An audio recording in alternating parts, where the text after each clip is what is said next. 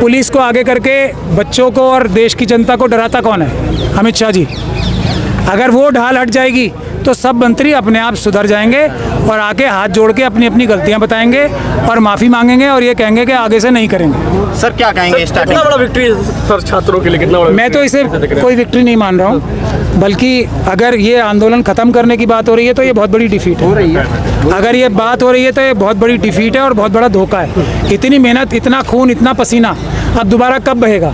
प्रधान जी ने तो बोला मैंने निजी कारणों से। अब निजी कारण ये भी हो सकते हैं कि मोदी जी ने उनको कहा अडानी जी के पास मेरा इतना पैसा पड़ा है, जाओ कुछ दिन आप रिलैक्स करो, मेरे आइलैंड्स भी हैं बहुत सारे प्राइवेट, उसमें जाके मजे लो, कुछ 2 महीने बाद आपको कोई और बढ़िया मंत्रालय दे दूंगा। निजी वजह क्या होती है? बोले मैंने गलती की थी, चोरी की थी और मैं ये रही हथकड़ियाँ और मैं अरेस्ट होकर जेल जा रहा हूँ। बोला ये कौन सा प्राइवेट? फिर माफ़ी तो होती नहीं ना संविधान के हिसाब से। माफ़ी नाम की कोई चीज़ नहीं है। अपराध किया जेल जाना, बिल्कुल सीधी बात है। और अभी परसों जो 2024 के गुनहगार थे, जिनकी जो एक्यूज थे, उनको क्लीन चिट सीबीआई दे रही है। अब इसकी इन्वेस्टिगेशन कौन कर रही है? सीबीआई। अभी तो नाम भी नहीं आया मोदी जी का और अमित शाह जी का और ये प्रधान जी का एफआईआर में। पता है आपको?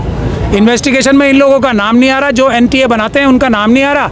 एनटीए के कुछ निचले अधिकारियों को अभी ट्रांसफ़र कर दिया है, उनको और मलाईदार पद अभी मिल चुका होगा। ये आप क्या बेवकूफ़ थोड़ी बनेगा कोई किसी से? अब आंदोलन जब तक सब सुधरेगा, आप लोग यहाँ बैठे रहो, सब लोग यहीं आएंगे और यहीं से आपके सब समस्याओं का निदान होगा। सिर्फ बैठे रहो। सर मैं कह रहा हूँ धर्मेंद्र जी ने रिजाइन करा है तो इन्हें अच्छी पोस्ट मिलेगी इनसे, इससे बेहतर मिलेगी और इनसे बड़े वाले ईमानदार व्यक्ति को वो बनाया जाएगा, एजुकेशन मिनिस्टर बनाया जाएगा।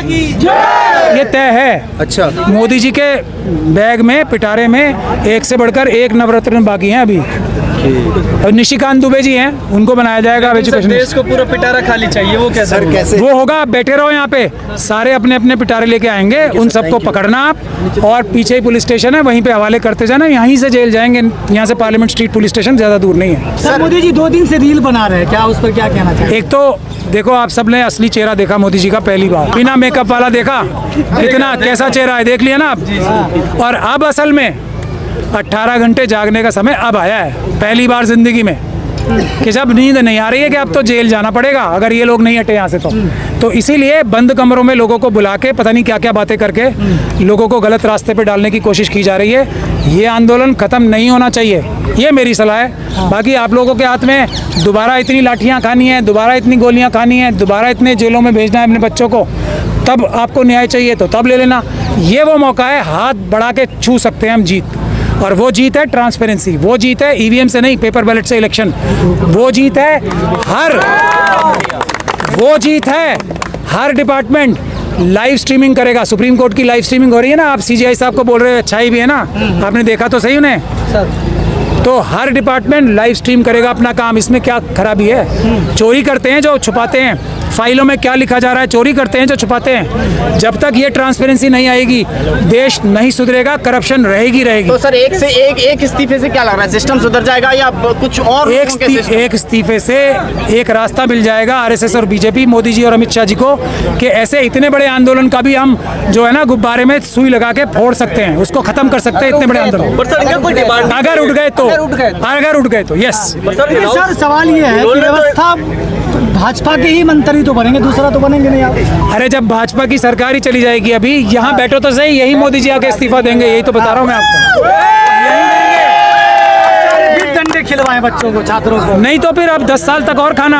हाँ। अभी 250 लाख करोड़ चुराया है, जब 2,500 लाख करोड़ चुरा लेंगे, जब करना है आंदोलन तो करना पड़ेगा। और ये सिर्फ मोदी जी की बात नहीं है, ध्यान से सुन लो आप मेरे, पहले भी ये काम होते थे, अब सिर्फ ज़्यादा हो रहे हैं सिर्फ। और जो कान था ना जनता का हाथ और प्रधानमंत्री का कान, वो ईवीएम के माध्यम से बिल्कुल हाथ के पहुंच से बाहर पहुंच गया है, इसलिए ये सब खुल के हो रहा है इस तरीके से, बिल्कुल कपड़े उतार के बेईमानी जो हो रही है। अगर वो कान और हाथ में दूरी कम जैसे जैसे होगी वैसे वैसे डर आता है। मनमोहन सिंह जी को पता था ना कि मैं इलेक्शन हारूंगा और फिर तिहाड़ जेल से बाहर नहीं आऊँगा, इसीलिए अपने मंत्रियों को जेल भिजवाया था। कोई मतलब अच्छाई मत देखो उसमें आप, डर, और वो डर जायज़ है। डर सबसे ज़्यादा इम्पोर्टेंट है, जनता का डर, मालिकों का डर, नौकरों के दिल में, वो है पेपर बैलेट से फ्री एंड फेयर चुनाव करके कान और हाथ की दूरी को कम करना। सर भाजपा को का डर सताने लगा क्या? भाजपा से देखो, मैं तो बहुत दिन से आपको बोल रहा हूँ सबको, देश की 95% जनता आरएसएस और बीजेपी के लोगों से, उनके कारनामों की 12 साल के नफरत करती है आज। अब वो गुब्बारा कहीं तो फटना ही था, वो फट गया। अब उसका बहाना आप किसी को बुला लो, वो अकेला बहाना नहीं है। वो इतने सालों की जो बेईमानी, जो जुल्म जो था ना, वो पेंटअप हो रहा था। अब आप किसी एक आदमी को दोष दे रहे हो, वो गलत है। तो वो होना ही था। लेकिन अच्छा ये है कि ये आंदोलन शुरू हो गया।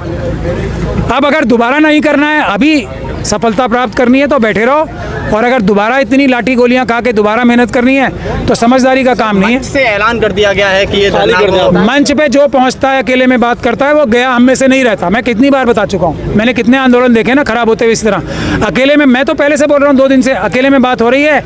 नेता हमारे गए छू।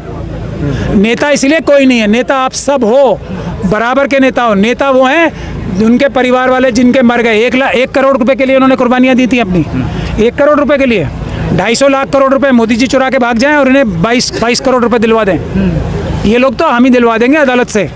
अगर इसी के लिए लड़ाई है तो कोई ज़रूरत नहीं है बात करने की मोदी जी से। मैं दिलवाऊंगा, अदालत से दिलवाऊंगा, इसी कानून से, इन्हीं मुश्किल अदालतों से दिलवाऊंगा मैं ही। ये पुलिस के मुकदमे, ये क्या बात है? जो झूठे मुकदमे, हमारा काम है जो पुलिस के भ्रष्ट अधिकारी थे उन्हें जेल भिजवाना, मुकदमे वापस करना। अपने आप को चोर मान रहे हैं क्या हम? मुकदमे वापस कर लो। हमने गलती की थी, मुकदमे वापस कर लो। ये कौन सी बात हुई? अगला नंबर किसका आना चाहिए? अगला मेरी सलाह माने तो अमित शाह साहब का है। मोदी जी को अमित शाह साहब खुद उनके खिलाफ सारे सबूत लाके आपको दे देंगे ताकि उनको आप अरेस्ट करा लो। मेरा तो ये सलाह है। अमित शाह जी वो ढाल हैं, ये जो भ्रष्ट पुलिस के अधिकारी जो जुल्म करते हैं आपके साथ ताकि आप अपनी आवाज़ ना उठाओ, वो तो उसके इंचार्ज कौन है? अमित शाह जी ना। ये ढाल हटा दो, अपने आप सब लोग आके माफ़ी मांगेंगे, अपनी गलतियों की माफ़ी मांगेंगे और आपके हिसाब से चलना शुरू करेंगे जो बाबा साहब के संविधान। सर, एक बड़ा सवाल है कि कल आरएसएस ने क्लियर किया था अपने इसमें हेडक्वार्टर में कि जिस तरह से इस्तीफा मांगा जा रहा है धर्मेंद्र प्रधान का, वो नहीं होगा, चाहे कुछ भी हो जाए। लेकिन आज इस्तीफा हो जाता है, क्या हुआ होगा रातों रात जो इतना बड़ा फैसला? रातों रात ये हुआ है कि देश जो है सही दिशा में जा रहा है। अब इसको अगर नहीं रोका गया तो फिर देश निकल जाएगा आरएसएस और बीजेपी के हाथों से। फिर देश को विश्व गुरु बनने से कोई नहीं रोक सकता। देश के टुकड़े टुकड़े नहीं होने देंगे ये नौजवान। ये हो गया कल रात को। आरएसएस और बीजेपी की बात, फिर आप लोग उनकी बात पे भरोसा करते हो।